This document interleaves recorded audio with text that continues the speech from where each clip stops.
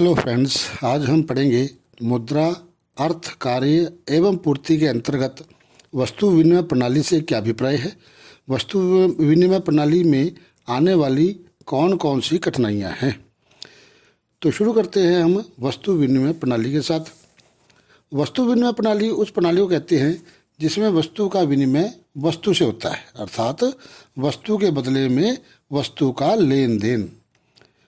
परिभाषा इसकी RP. Cantt ने इसकी परिभाषा दी है। वो कहता है वस्तु विनिमय मुद्रा का विनिमय के माध्यम के रूप में प्रयोग किए बिना वस्तुओं का वस्तुओं के लिए प्रत्यक्ष विनिमय है, अर्थात वस्तु के बदले में वस्तु का लेन देन वस्तु विनिमय प्रणाली कहलाता है।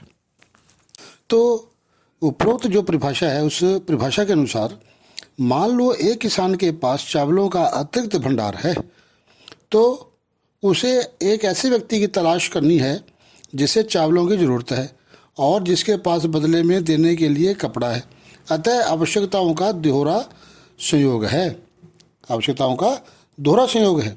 कौन कौन सा संयोग है? नंबर एक, आपकी कपड़े की आवश्यकता किसी अन्य व्यक्ति की चावल की आवश्यकता से मेल खानी चाहिए।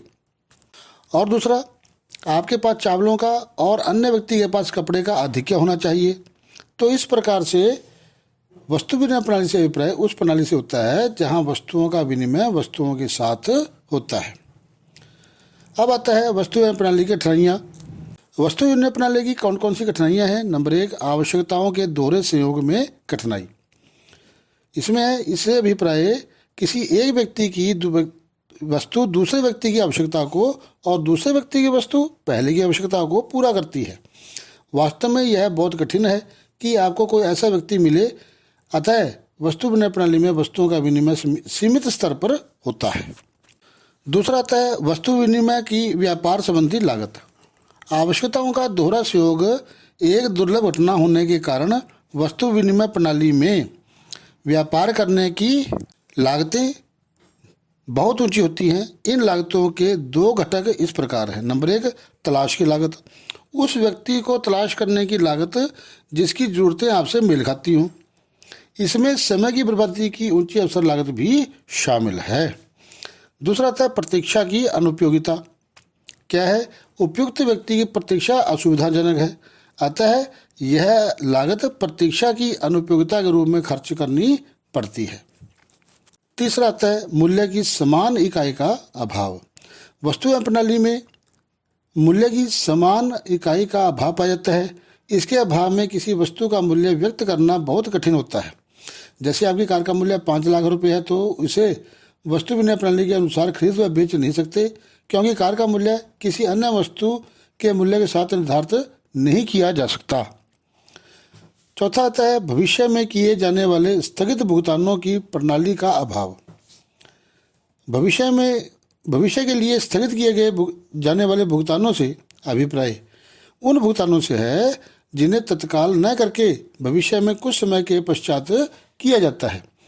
वस्तु विनिमय प्रणाली में इस प्रकार के भुगतान करने में बहुत कठिनाई होती है। पांचवा आता है मूल्य के संचय करने में कठिनाई। वस्तु विनिमय प्रणाली में धन का मूल्य का संचय वस्तुओं के रूप में किया जाता है, परंतु इनके रूप में धन का संचय करना कठिन हो जाता है। इसके 4 कारण हैं। नंबर एक, कुछ वस्तुएं नाशवान होती हैं।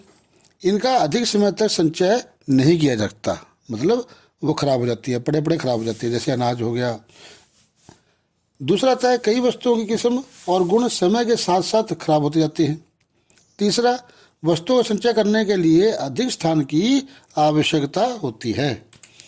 और चौथा आता है पशुओं को जीवित रखने के लिए धन खर्च करना पड़ता है, अतः वस्तु विनिमय प्रणाली में धन का संचय करना कठिन है। छठा पॉइंट आता है मूल्य हस्तांतरण की कठिनाई। वस्तु विनिमय प्रणाली में वस्तुओं को एक स्थान से दूसरे स्थान पर भेजना कठिन है। मान लो एक व्यक्ति अपना मकान बेचकर दूसरे स्थान पर जाना चाहता है, जिसके बदले में उसे कुछ वस्तुएं पशु प्राप्त होंगे। भारी वस्तुओं को एक स्थान से दूसरे स्थान पर ले जाना भी कठिन होता है। इसी प्रकार पशु रास्ते में ही मर जाते हैं, इसलिए मूल्य हस्तांतरण करना असंभव होता है। धन्यवाद।